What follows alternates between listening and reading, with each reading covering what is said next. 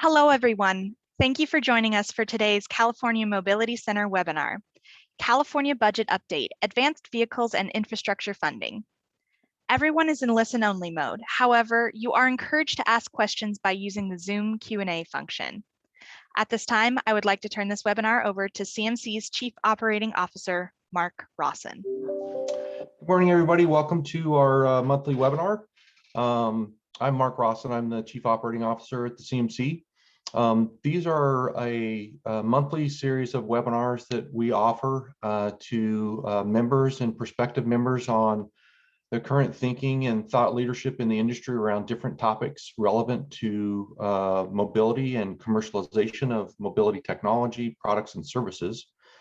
For today's discussion, our strategic partner, California Strategies and Advocacy, is going to give us a presentation on the situation in California and the big investments that the state is planning to make in the advanced transportation arena. We have with us today Ted Harris and Claire Van Zuiden from California Strategies. And I'll go ahead and turn it over to you, Ted, and let you begin our presentation for this month. Great. Thank you, Mark. So today we're here with some exciting updates on the California budget. After lots of years of varying budgets and investments in zero-emission vehicles, infrastructure, manufacturing, and we're very excited that this year's package included $3.9 billion in California funding for both the electric vehicles, fuel cell vehicles, advanced, near zero technologies, as well as infrastructure and manufacturing. It's a $3.9 billion package over the course of 3 years, and it's one that's really intended to help California maintain as the hub of ZEV and other advanced technology manufacturing. Next slide, please. So as a quick overview, I'm Ted Harris, partner at California Strategies, proud part of the CMC. And California Strategies and Advocacy is California's leading transportation and zero-emission full-service governmental affairs and advocacy firm. We are a preferred service provider for CMC and CMT clients and members. And our technique really is to work with state agencies, to work with the administration, and really align incentive programs in order to help advance technologies that help meet the state's GHG and criteria pollutant and other goals.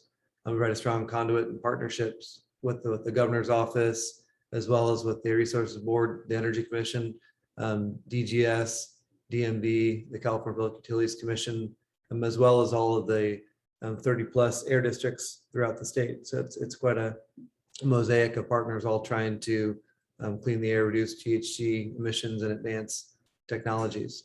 And then a key part of that is really working backwards from specific goals and objectives and customizing a roadmap for each particular objective, each particular deployment. Next slide, please. So today's presentation is a part of the California Comeback Plan. That's a $100 billion economic recovery plan, which if you go backwards, last year's budget was one of the worst in California's history because of COVID. But for a number of reasons, we were able to really roar out with a $100 billion surplus, which is being invested back in jobs, 3.9 billion of which are being invested in zero-emission vehicles and infrastructure. Next slide, please.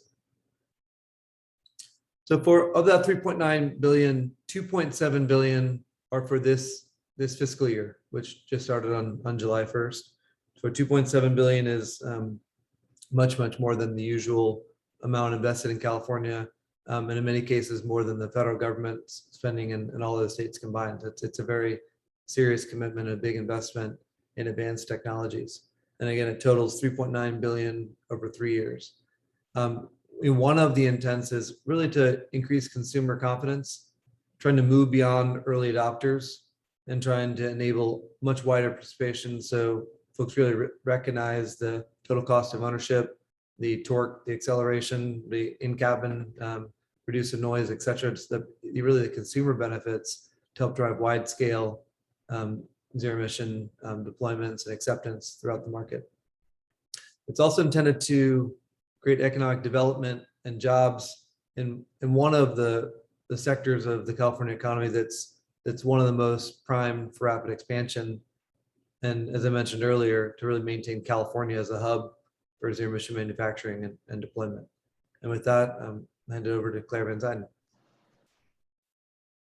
Hi there, I'm Claire Van Zuiden. I'm a partner at California Strategies and Advocacy, along with Ted Harris, and a proud part of the CMC team. I lead our grants and incentives practice at California Strategies and specialize in advanced transportation. And we'll be going over some details. So Ted kind of shared the high level when it comes to the overall budget this year and some of the exciting pieces as it relates to funding for vehicles, infrastructure, and manufacturing. And what we thought we would do for the remaining part of the presentation is kind of break down what that 2.7 billion includes for this fiscal year. And so some of the key components within the ZEV package, there's 250 million over the next 2 years that goes to the California Energy Commission to support in-state manufacturing, both for zero emission vehicles as well as for infrastructure. This is really monumental. The program itself has only been available a few times, and usually it has about $10 million in it total. So the fact that we have 250 million over the next 2 years really shows the commitment to helping to have more jobs grow along with deployments for zero emission vehicles and infrastructure, and also help continue California's leadership when it comes to zero emission vehicle manufacturing. There's also 525 million for to ARB for what's called the Clean Vehicle Rebate Project. This is the rebate specifically for light duty or for passenger vehicles, for zero emission vehicles, as well as 10 million for e-bikes. There's 500 million to ARB for HVIP and CORE. So HVIP is the voucher program for zero emission medium and heavy duty vehicles that are on road. And then CORE is the program for zero emission off-road equipment. So that's 500 million for both those programs. And then there's an additional 1.3 billion over the next 3 years. This means that for this upcoming fiscal year, so 2021-2022, as Ted mentioned, started July 1st, there'll be 315 million specifically to support drayage trucks, school buses, and transit buses. And this comes out of really the governor's initiative to accelerate the deployment of these 3 categories and to have 1,000 more of each category on the road in the next 3 years. And then 500 million to the California Energy Commission to what's called the Clean Transportation Program. So this is the program that helps fund infrastructure for zero emission vehicles, both for the light duty, the passenger vehicles, as well as for medium and heavy duty vehicles. And this is for both all electric as well as for hydrogen fuel cell. 180 million to the San Joaquin Valley Air Pollution Control District for alternatives to agricultural burning in the San Joaquin Valley. 407 million to the California Transportation Agency for zero emission rail and transit equipment. 150 million to ARB for transportation equity programs. So these are programs that specifically help provide access and opportunities, particularly in California's most disadvantaged communities, for zero emission vehicles. So there are programs here such as the STEP program or the CMO program or the Clean Mobility in Schools program. These are all sort of acronyms or various programs that help deploy innovative technologies and mobility solutions to help in California's disadvantaged communities and get folks to be able to have access for zero emission vehicles. And then 45 million to air districts to replace diesel, medium and heavy duty trucks with lower emission trucks. And now we're going to kind of go into even more detail on kind of what this means. So the ZEV manufacturing piece is a big one. And we talked about that on the last slide about how much more funding is in manufacturing for these next 2 years. And that there's also a really large focus on job training, highly skilled employees for employers. And really, as Ted mentioned, the roarback plan, not only is it about addressing key needs, but it's also really about growing jobs in California and putting those dollars to work. And then the vehicles and equipment. So I mentioned the 1.3 million over 3 years. This is to coincide with the 1,000 zero emission drayage trucks, 1,000 zero emission transit buses, and 1,000 zero emission school buses that is part of the governor's goal over the next 3 years. and that these specific deployments will be in locations that directly benefit priority populations and improve air quality in disadvantaged communities. Talked about the $500 million for zero emission clean truck, bus, and off-road equipment, and then $500 million for ZEV infrastructure through the CEC's transportation program. And we also thought we would give a little bit of background on some transportation funding. So, we talked to the fact that, there's significant funding from the general fund and cap and trade going to the transportation agency, but there's also significant funding from the general fund going to the transportation agency. And so this would be $2.5 billion. This is still getting allocated through the legislature in terms of exactly what this looks like. It's part of the transportation package that will be moving through over the next month. But it will likely fund $1 billion to deliver critical projects for the completion of the 2028 Olympics in LA, $1 billion for transit and rail projects that improve connectivity between state and regional and local services, $500 million to support critical safety improvements throughout the state. And there's an additional $2 billion in special funds and federal funds for streets, roads, and highways, $400 million for state and local transportation adaptation programs, and then $500 million for advanced projects that increase active transportation. So we just sort of threw out a whole bunch of different programs and funding amounts, and we understand that kind of navigating this world can be pretty challenging, particularly because all of these funding pots are sort of administered by different state agencies. They have different timing. They have, they come out in different sort of waves. So some are first come, first serve opportunities, some are competitive grants. And so the majority, as we talked about, are through ARB, California, so Air Resources Board, the California Energy Commission, and the California Transportation Agency. And what these agencies do is once they have these funding allocations that come from the legislature and from the governor, then they put together a funding plan. And that funding plan is actually taking place right now for a lot of these various agencies. And so that's why we thought that this presentation would be timely for folks in terms of the awareness of these various funding opportunities as well as the funding plans themselves. So ARB held their funding plan workshop earlier this month on August 4th. And actually tomorrow is the comment period window ends tomorrow to provide feedback on ARB's investment plan for fiscal year 21-2022. The CEC investment plan workshop is to be determined, but we'll likely see that taking place in the next month or two. And then the TIRCP workshop, this is through the California Transportation Agency, that just took place on August 12th, and that comment window is open until the end of the month on the 27th. And so we can get into some of the Q&A if folks have questions specifically related to those funding plans, but just so you can kind of see and understand the sort of timeliness of this presentation with these various agencies working on developing these funding plans to get these dollars out the door as quickly as possible. So in terms of a next step, so Ted mentioned, as part of what we do is really create a customized roadmap. So we really work backwards from, the CMC members' goals and objectives. So the first step would be to conduct, a strategy session and really hear, what are the specific goals? Is it, identifying funding opportunities for charging infrastructure or for vehicle development or deployment or manufacturing?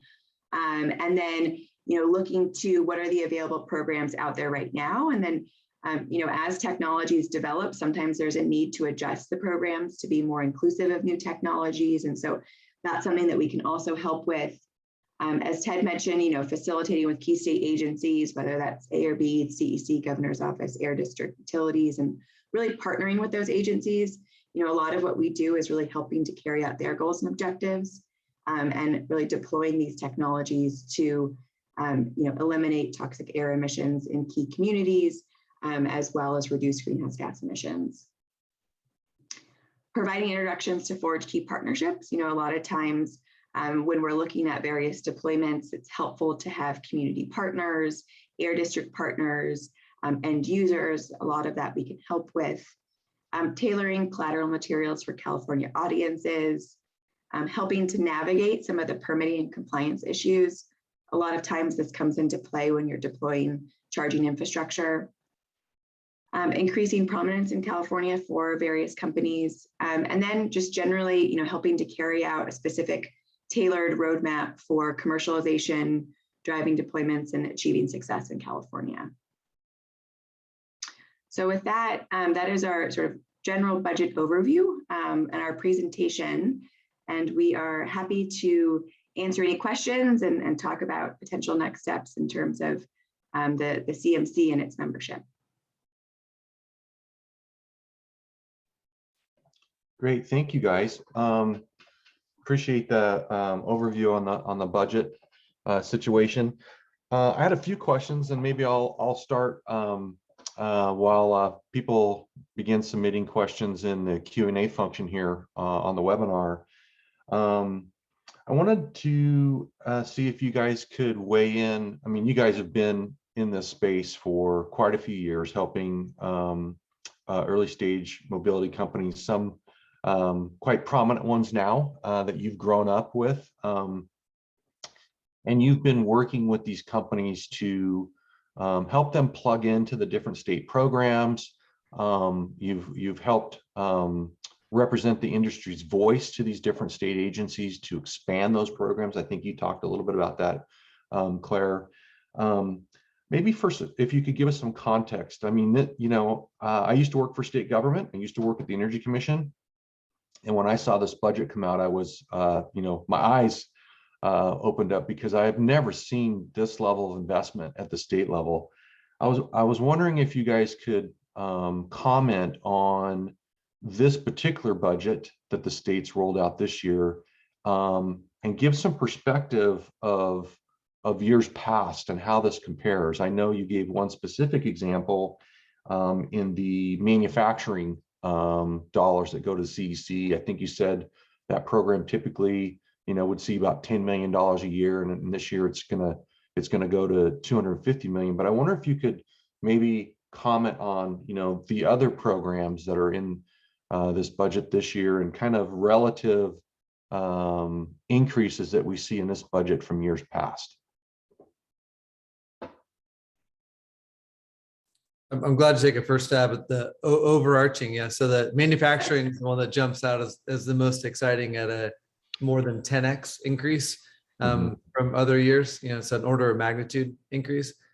Each program is a little bit different, but big picture, the overall investment each year in California varies a lot, but it's somewhere in that under $1 billion level per year. Could be 500 million total. When we look at, could be 750. So like the overall package is probably roughly 3 to 5 to 6x more than this year than previous year. So I'd say roughly 5x, but each program's, it varies. If you look at the last year, I know there are a lot of folks on the webinar that have been involved in these programs, but just as a general rule, I'd say that it's roughly between a 3x and a 10x increase from previous years. That much. Yeah, I can give a few other examples. So, for the CEC, for their clean transportation program, that program is typically a total of 100 million. And so this would be an additional 500 million. So that gives you kind of an idea, as well as the HVIP program. So if you look at it where you have 315 million plus the 500 million for sort of HVIP and core, typically that program has had like 180 million at its sort of peak. So that gives you sort of similar to what Ted was saying in terms of the order of magnitude for many of these programs.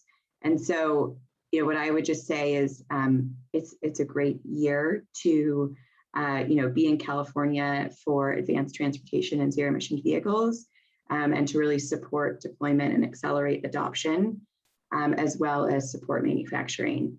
And that we're seeing with many of these programs, many of them are so oversubscribed. And so that's why you're seeing so much more funding this year.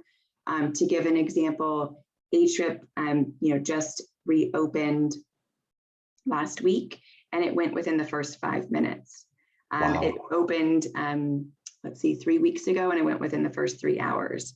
And so there's so much pent up demand, and that one's a first come, first serve program.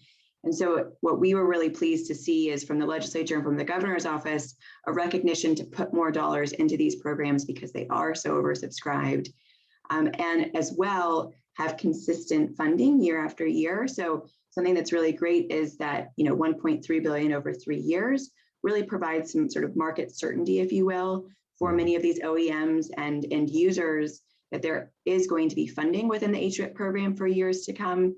Because, you know, as Ted mentioned last year, there really wasn't funding, and that, you know, stalled the market in many ways. And the HVIP program is one in particular where it's really had ups and downs, because there's been years where it's had funding and years where it hasn't had any funding. And so that consistency is really important to help grow this market here in California. And building on that, I think a key for having sustained success of deployments is a more stable and more reliable source. So having that 3-year funding source that Claire touched, we've seen years where it would be like last year, near $0, and then that just creates so much uncertainty. So if you're an end user and you're trying to deploy, and it's so important to have vouchers or incentives to help close that upfront capital cost. When they don't exist, you see the market just barely move forward.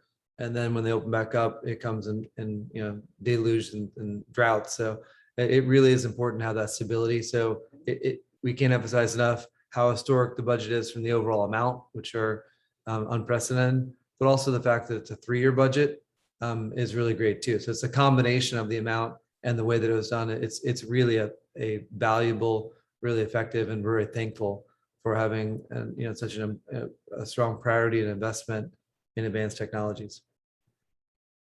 Yeah, thank you for that. I think, you know, having been in the technology development and commercialization space for almost 30 years now, that certainty of funding over multiple years is so important to early stage companies. That whipsaw can be so devastating to create consistency or sustainability for emerging companies, that I'm glad to see the state making a multi-year commitment to at least alleviate that uncertainty, that there's going to be support there for early stage companies coming to market.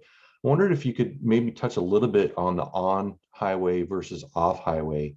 Kind of the same question, but, you know, years past, we've seen a lot of support for light duty, for example. And now we see the state starting to provide support in medium and heavy duty, as well as off highway.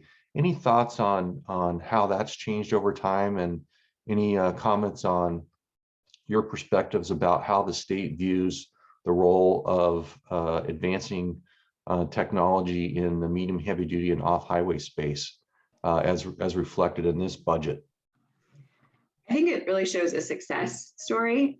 So, you know, the CVRP program was one of the most, you know, initial successful programs when it comes to zero emission vehicle deployment. And that was specifically for light duty vehicles.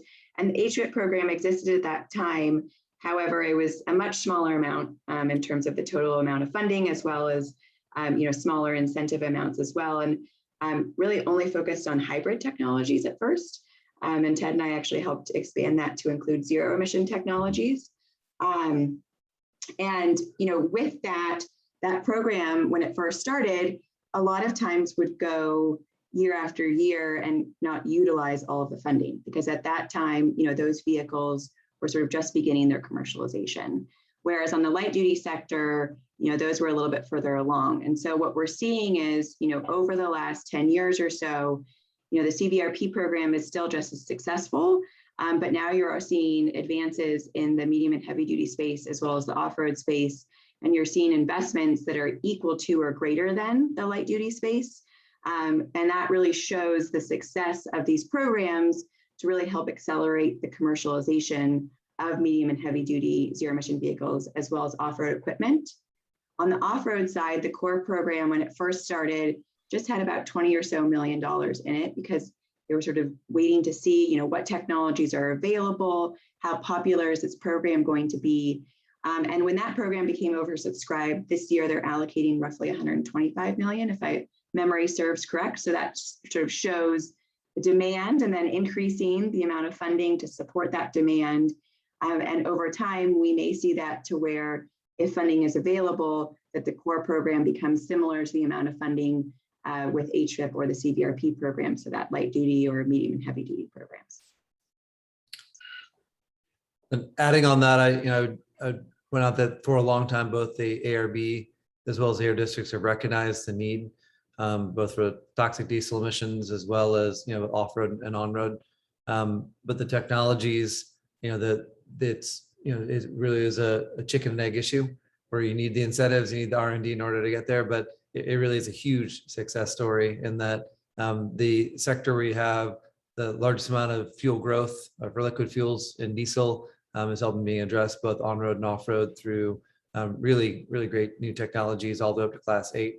And then on the off-road side as well, there just haven't been a lot of technologies. There are some great technologies, both from the Midwest as well as from really throughout California and beyond that are really helping to address that off-road sector. And so I think it's really a nice blend where the technologies are ripe, the incentives are ripe, and then they're multi-year. So we're seeing some real success on the off-road as well as the on-road heavy duty.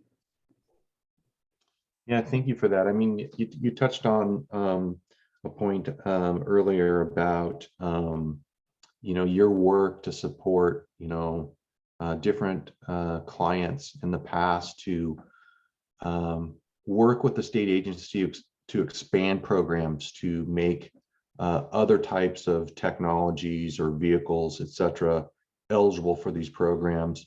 Wanted to ask you a question around kind of your approach or strategy that you've used working with multiple industry players in being able to influence state programs along those lines of expanding eligibility for other technologies, other types of vehicles, other fuel sources, maybe hydrogen as an example.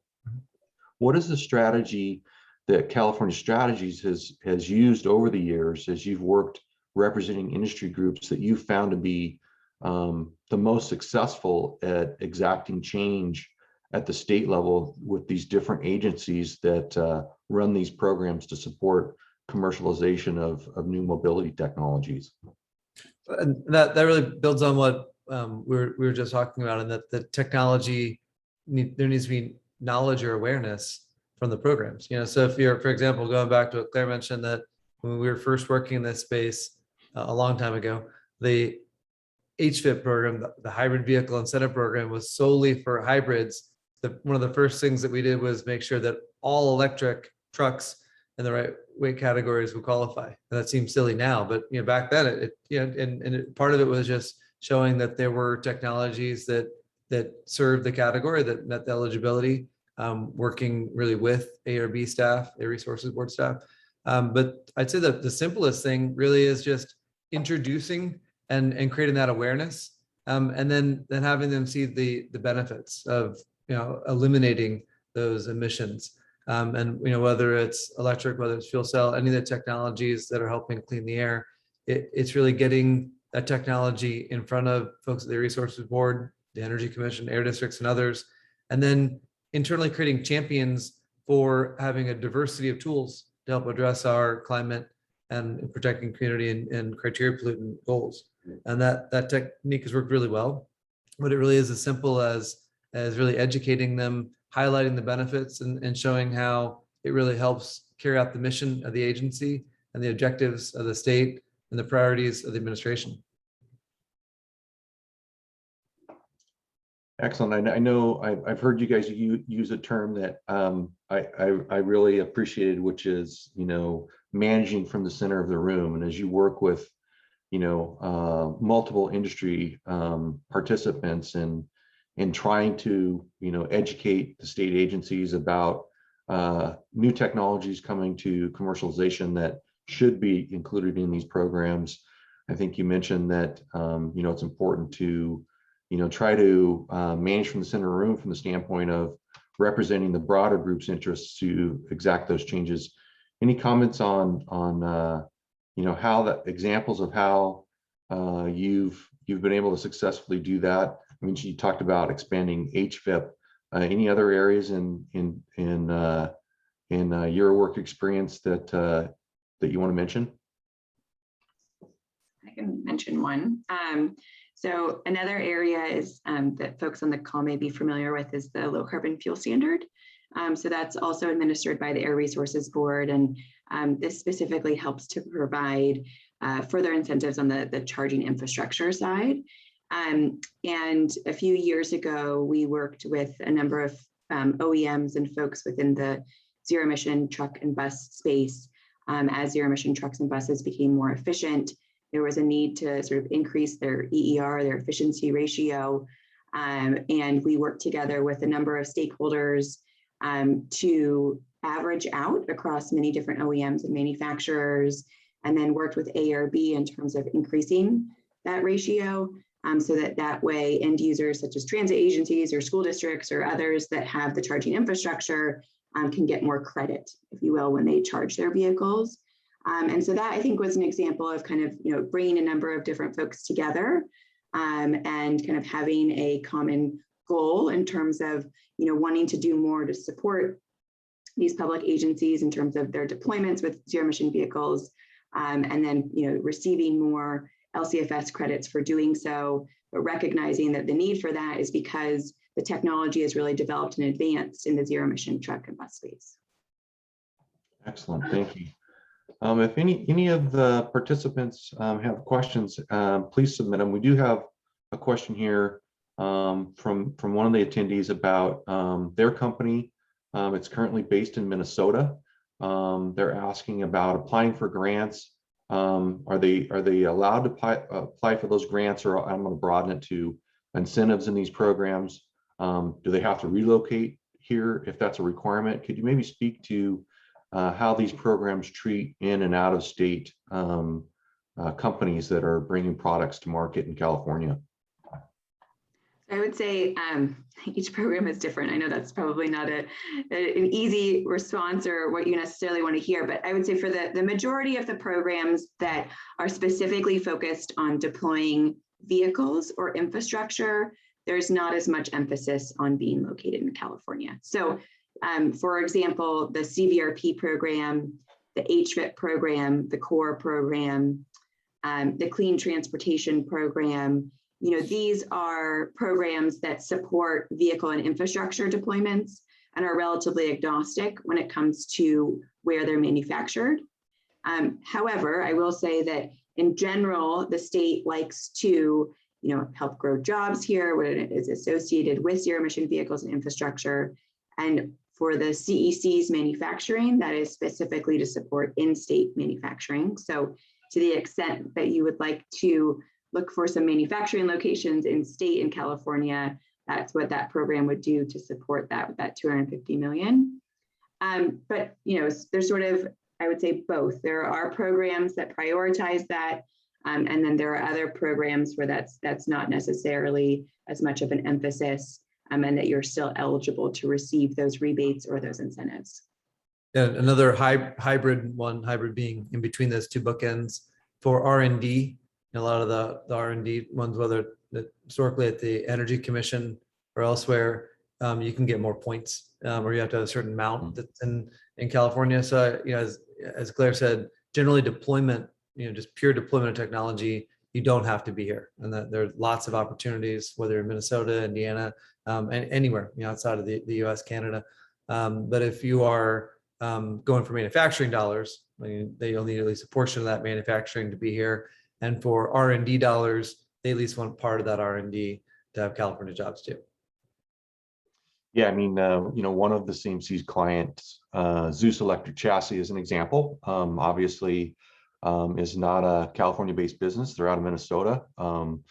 California Strategies is supporting them with getting them eligible for incentives here in the state that can support offsetting the incremental cost of their medium-duty vocational work truck. So there's an example of a CMC client that, you know, is going to be able to, you know, avail themselves of state funding to offset those costs and they're not here.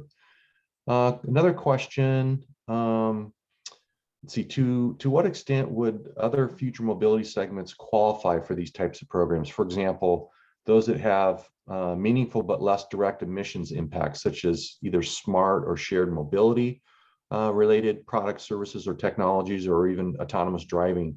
How do you see those types of products and services being able to tap into these programs at the state level? Start. Yeah. So there are a number of existing pots or programs that will likely be able to support. I mean, it's hard to know exactly what they're referring to, but in the innovative mobility space, the $150 million to ARB for the transportation equity programs, there are a number of sort of individual pots of funding within that have programs to support innovative mobility and things like microtransit or car sharing opportunities. And then within the transportation agency, within CalSTA, there's also a number of funding opportunities there to support some innovative mobility options, particularly when it's linked up with public transit. So there are what I would say, available funding resources for something like that, but it may be to where, as we were kind of referring to earlier, that potentially those state agencies are not aware of that technology. And so it may be something to where, introducing that and potentially, having those funding opportunities be more inclusive of that technology and really recognizing the emission reduction benefits. And what I would say is right now is the opportune time to do that. I can't emphasize that enough. Comment period closes tomorrow with ARB. That doesn't mean it's the end of the ability to provide feedback, but within the coming weeks, it will be for this next fiscal year. And then same with the transportation agency, they're asking for feedback by the end of this month. So what I would say is that the timing is very much ripe right now to engage with the key state agencies on their funding plans, particularly if we're looking to make programs more inclusive for new technologies that are coming online that help further reduce emissions and provide zero emission mobility options for folks. And specifically on the VMT, vehicle miles traveled reduction type programs, whether that's microtransit or smart mobility or autonomous driving, all those programs which offer potentials for reduced, especially if it's pooled for pooled trips for reduced vehicle miles traveled per capita.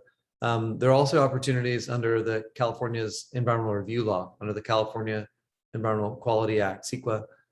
They are for those of you that do permitting. The rules changed in 2020 with, instead of looking at congestion level of service in areas, they're now looking at vehicle miles traveled for particular projects. With the housing crisis, housing affordability crisis, homeless crisis here in California, there's a real push to put in wide mix of mixed use and fill other housing types to meet up with demand.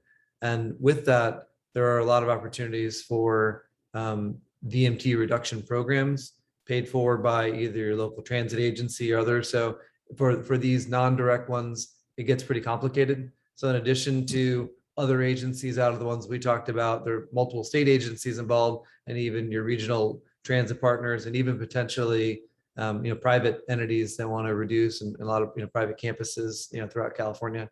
So that one really extends the net. But there are opportunities, and the policies of California are really driving that in a way that there are some revenue that can really help drive a lot of really great VMT reducing shared mobility and autonomous projects. Excellent, thank you. I know we got a question here. We've used the term a couple of times. What is meant exactly by transportation equity programs?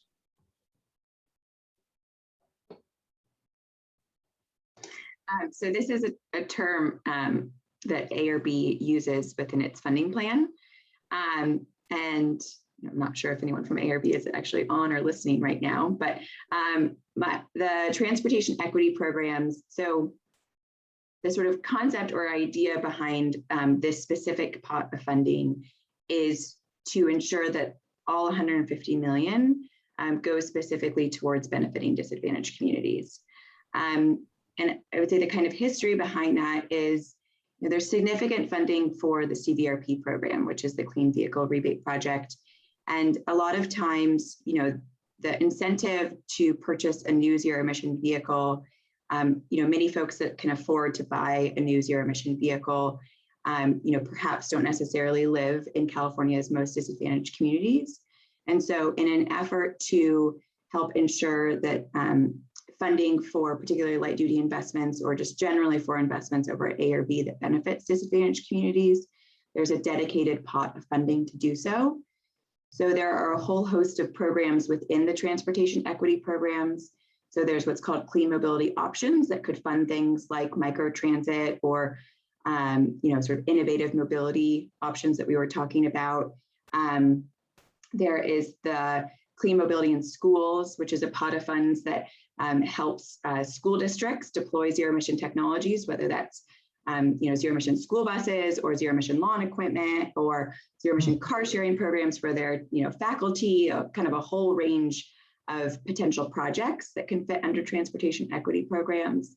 And then there's also opportunities for additional funding to support folks purchasing zero emission vehicles.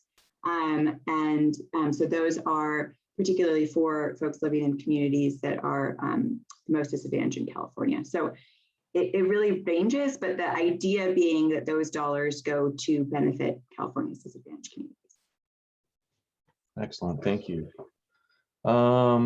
Let's see, another question here. For California funding that is allocated to reduce total cost of ownership of zero emission vehicles, can government funding go to the manufacturer at the time of sale to reduce the sale price, or does the customer have to apply for the subsidy? Typically, it goes to the customer, but there's just, the way the program is administered, it does reduce the overall cost. But as a general rule, the idea is it's supposed to offset the cost to the end user for most of the vouchers. Excellent, thanks, Ted. Another question specifically to the $500 million to the CMC for the Clean Transportation Program for infrastructure deployment. What is the timeline for deciding how these grants incentives will be allocated? Any additional details on that initiative that you could share at this point? So the CEC hasn't begun its process yet for their investment plan, but we expect that to start taking place here in the next month or two. They probably internally have, but they haven't externally. Yes. Yeah. There's not anything publicly available at this time. Excellent, thank you. I wanted to go back to your presentation. I don't know if it was on this slide. You talked about adaptation programs. Could you tell us a little bit more about what those programs are specifically, and maybe some examples of the types of things that get funded in that program? I would love to, but it's a new program. Okay. And it's being developed and actually still has to get allocated over to CalSTA. So I would say stay tuned. And that this is an opportunity that if folks have ideas to weigh in and help the development of this program. And then let's see if there's any more questions online. None there. Maybe a final question here. On your last slide, you talked about the comment periods. Certainly, the California Mobility Center is working on a set of comments to submit from, our industry's perspective on these different programs. Any closing thoughts on how different companies can participate in these programs?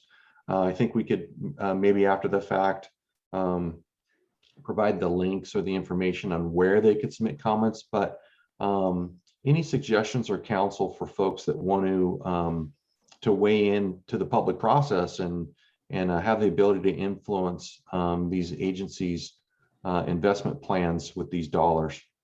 One suggestion I would have for letter. Go ahead, Claire. No, go ahead. So many letters that I read just go straight to the request. And on the one hand, you want to be clear on what you want, and you typically only send in a letter if there's something you want to change or expand or improve in a program. But I think it's really important to think of your audience, and your audience are the folks that work at the Resources Board or the Energy Commission or any of these agencies. And especially in a historic year like this, where there's so much that they're giving, I can't emphasize enough, like the positive, what feels like throat clearing is really important, to really say thank you, to say, to really highlight, how much this program really furthers in general the deployments. And then to prioritize, if there's 7 things that you are wanting to change, realistically, you're not going to get all 7. So really narrow it down to the 1 to 3 things that really matter as far as the request or ask, as people call it. But I would really emphasize the importance of one, really, supporting the program in general and being thankful for all the hard work of staff, and really, really mean it and really emphasize that. 2, use it as a chance, especially for smaller companies, to put in a paragraph or 2 to describe who you are and what you do, because that's a chance for people to get to know you, to read the comments. And then 3, to really narrow the request to make it as focused with a good sense of proportionality, what really matters. And then, but also be realistic about what they can say yes to. That's the other part, that don't just ask for what you want, that's what fits in the program that also we want. Think of a Venn diagram, what overlaps, where what you need and what the program can do are realistic. Yeah, I mean, you bring up a point about what fits in the program. Certainly, there's the ability to expand what fits in the program, but I think from discussions with you and my own experience, when that's presented from an industry perspective and not a single company's interest, that tends to be more successful. It may be expanding what's eligible for programs. Certainly, I would contribute that when I worked at the Energy Commission, we welcomed industry to come in and contribute. We wanted industry to come in and give us their thoughts about where they think investment should be made.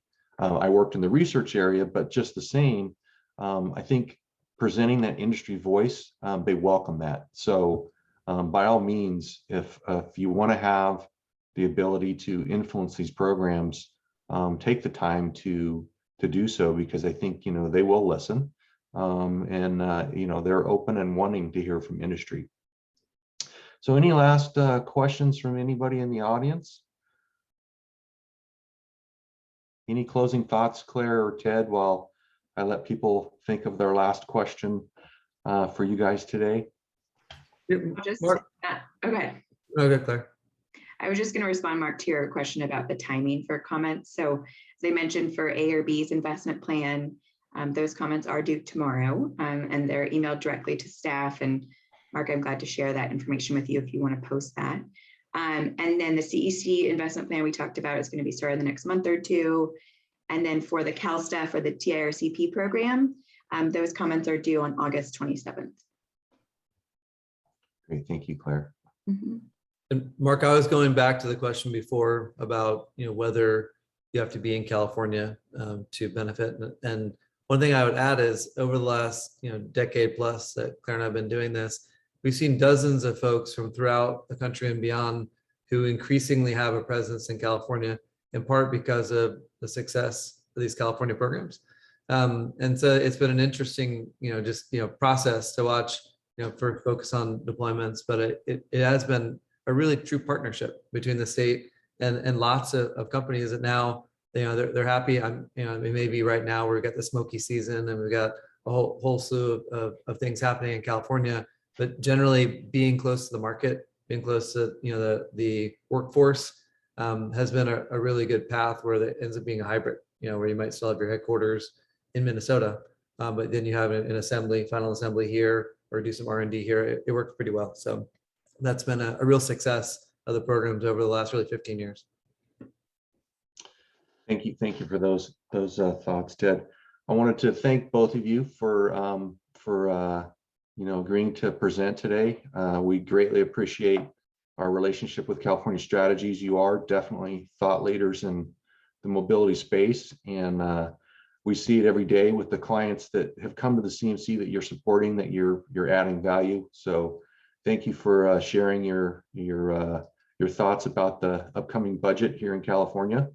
I do want to take a second here to let everybody know our next public webinar is going to be September 14th. We will be posting more information about that. One of our other strategic partners in the CMC, Guidehouse, is going to present some information on emerging market issues for the mobility sector. We hope that you'll sign up for that webinar. We'll post that on our website and our LinkedIn channel. That will be a public webinar as well. And come learn from Guidehouse on what's happening in the marketplace. So thank you, Ted and Claire. And with that, we'll call it a wrap for today, and hopefully we'll see you guys back in a month. Have a good day. Thank you. Thank you. Thank you. Once you exit the webinar, please take a moment to complete the short survey that will pop on your screen. Thank you. This concludes today's CMC webinar.